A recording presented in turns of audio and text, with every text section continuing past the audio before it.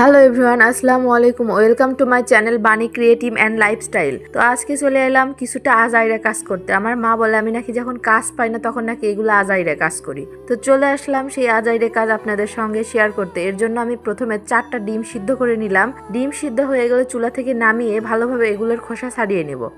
খোসা ছাড়ানো হয়ে গেলে চুলার ওপরে দিয়ে দিব একটা ছোট্ট কড়াইতে সামান্য পরিমাণ তেল ও 1 চিমটি পরিমাণ হলুদ দিয়ে দিব। দিয়ে ডিমগুলোকে ভালোভাবে নেড়েচেড়ে ভেজে নেব।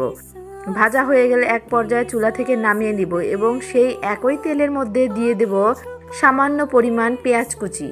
পেঁয়াজ কুচিটা দেবার পর ভালোভাবে কিছুক্ষণ নেড়ে নেব এবং নেড়ে নেওয়া হয়ে গেলে এটাতে দিয়ে দিব সামান্য পরিমাণ মরিচের গুঁড়া, হলুদের গুঁড়া এবং স্বাদ মতো লবণ। দেওয়ার পরে এটাকে আবারও ভালোভাবে কিছুক্ষণ নেড়ে নেব। নেওয়ার পরে এ পর্যায়ে দিয়ে দেব আদা রসুন পেস্ট, দিয়ে এটাকে আবারও কিছুক্ষণ কষাতে হবে। কষানোর পরে এই পর্যায়ে দিয়ে দেবো সামান্য পরিমাণ পানিটা দেওয়ার পরে যখন দেখবো এমন বলক এসে গেছে, ঠিক সেই পর্যায়ে দিয়ে দেবো একে একে ডিমগুলো দিয়ে আবারও কিছুক্ষণ নেড়ে চেড়ে রান্না করে নেব। এই দেখুন রান্নাগুলো হয়ে গেছে। তো এবার চুলা থেকে নামিয়ে নিলাম। যদি এই ভিডিওগুলো ভালো লেগে থাকে তাহলে অবশ্যই লাইক, কমেন্ট, শেয়ার করতে ভুলবেন না।